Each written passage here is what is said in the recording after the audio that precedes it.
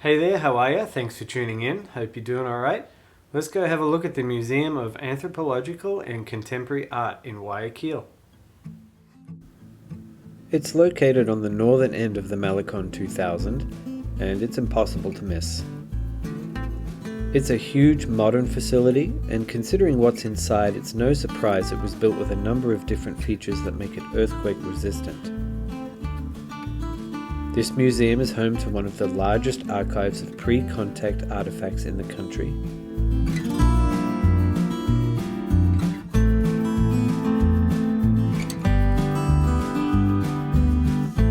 The entrance was a little hidden away in the north end, kind of tucked away around the back, under the bridge.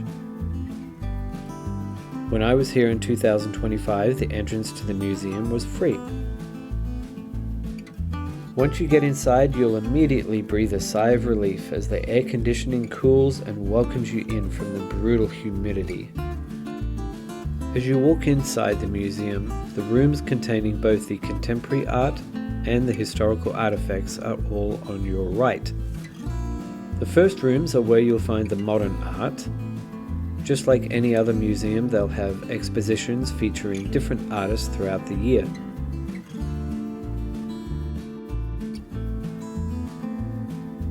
I particularly enjoyed the art in this room. It featured some Ecuadorian artists that, of course, being a foreigner, I have never heard of before, and some of the pieces here really blew me away. It was amazing to see their work and to learn about their lives. I've included some links in the information below the video about the artists that I really liked. There's a lot to look at in here, so if you're at all interested in this type of artwork, plan to spend a fair amount of time exploring these rooms.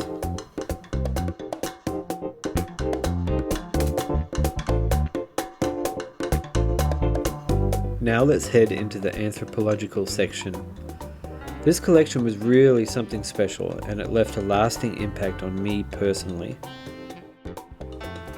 Of course, I knew there were ancient people who lived in this part of Ecuador, but until I visited this museum, I didn't really understand just how many different and distinct cultures there were.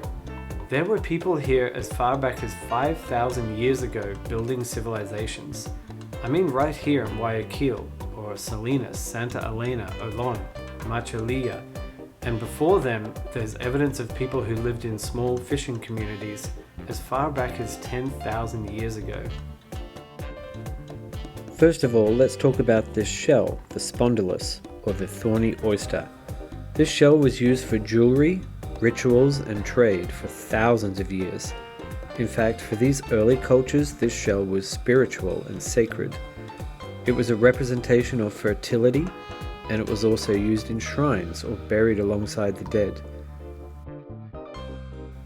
Records show it was used widely by the first civilization in this area, the Baldiba, about 5,000 years ago. But it was almost certainly used by the people who lived here before them.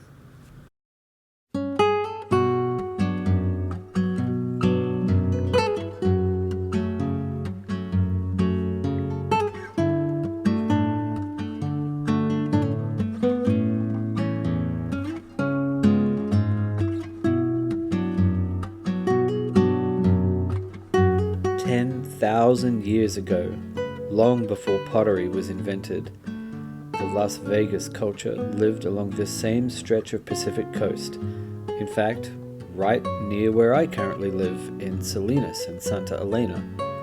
They are named after a small river that the archaeological digs are located on. This river, the Las Vegas River, is near the small town of Ancon. And yes, I plan to ride my bike there and see the digs for myself.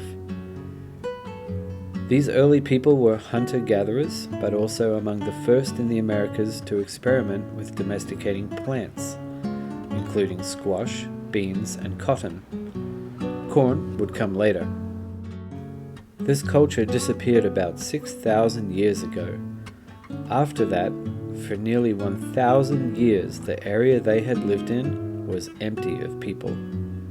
When people came again, 1,000 years later, It was the Valdivia culture, and they began to build their civilization and their cities in the same places.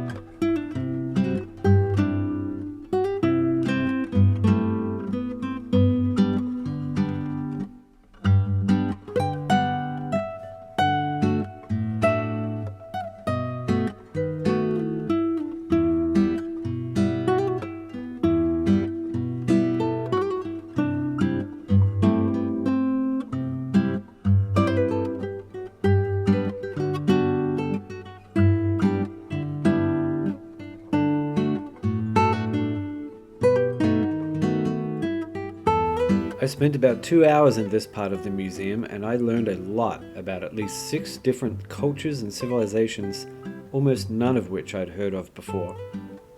These people lived in a vastly different world from us, and it's fascinating for me to think about them and admire their art and their humanity.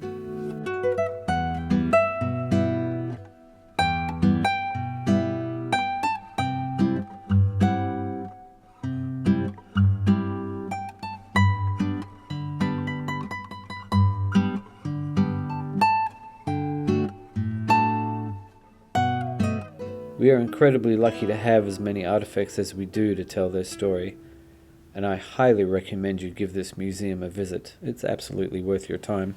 Do you like to read? I write a blog too. It's on my website, urbanfilmphotography.com. While you're there, you can have a look at my photos, and you can sign up to my email list. If you do that, you'll get some emails from me that are a little bit more personal about my life here. Hey, I'm glad you clicked on my video. Thank you for watching. You know, there's a lot of AI generated content out there, and those AI videos take a lot of views away from real people like me and other people who live in foreign countries and talk about their personal experiences. So thank you for watching a video made by a real human being. I appreciate it. If you liked what I did here today, give me a thumbs up. If you really liked it, you can even buy me a coffee. Hey, thank you for your time, I appreciate it, and I'll see you in the next video.